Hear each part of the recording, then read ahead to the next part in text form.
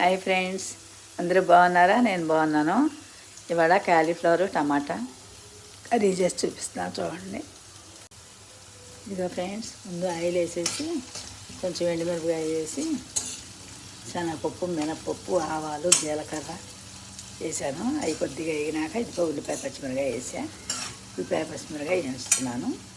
వేయించినాక ఈ కాలీఫ్లవర్ పువ్వు వేసేసి కొంచెం ఉప్పు పసుపు వేసి మగ్గనిచ్చాలి, చూపిస్తాను. ఇదిగో ఫ్రెండ్స్, ఉల్లిపాయ వేగింది. ఉల్లిపాయలోనే కొంచెం అల్లం వెల్లుల్లిపాయ పేస్ట్ వేద్దాము. అల్లం వెల్లుల్లిపాయ పేస్ట్ వేసి కొంచెం వేగనిచ్చి ఇప్పుడు కాలీఫ్లవర్ పువ్వు వేడి నీళ్ళలో కొంచెం సేపు నుంచి మగ్గనిచ్చి వేడి నీళ్ళలో కొంచెంసేపు కడిగి తీసాను అనమాట. కాలీఫ్లవర్ పువ్వు వేస్తున్నాను. కాలీఫ్లవర్ పువ్వు వేసేసి ఇట్లా కొంచెం వేసినాక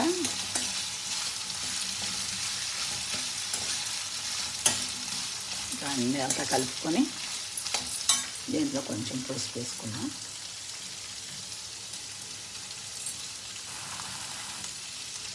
పసుపు వేసుకొని కొంచెం వేగనిద్దాం.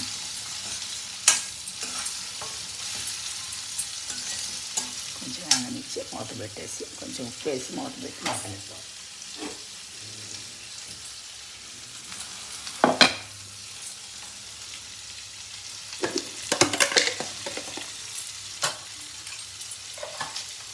కొంచెం ఉప్పు వేసి మూత వేసి మగ్గనిద్దాం.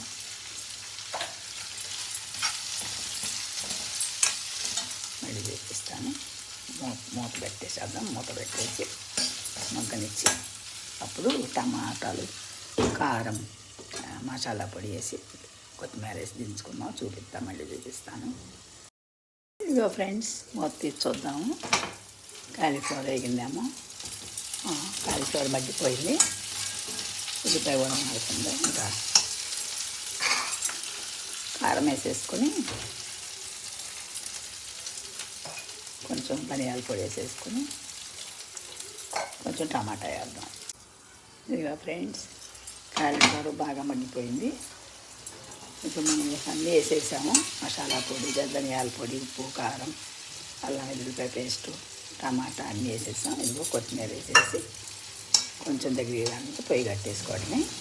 కాలీఫ్లవర్ 65. చూడండి ఎంత కలర్ఫుల్గా ఉంది. టమాటా వేసిన వలన చాలా బాగుంటుంది. చాలా ఈజీ ప్రొసీజర్. చేసుకోండి ఫ్రెండ్స్. థ్యాంక్ యూ ఫ్రెండ్స్, నా వీడియో చూసినందుకు. Bye, see you again. Subscribe చేసుకోండి ఫ్రెండ్స్. ఇదిగో ఫ్రెండ్స్,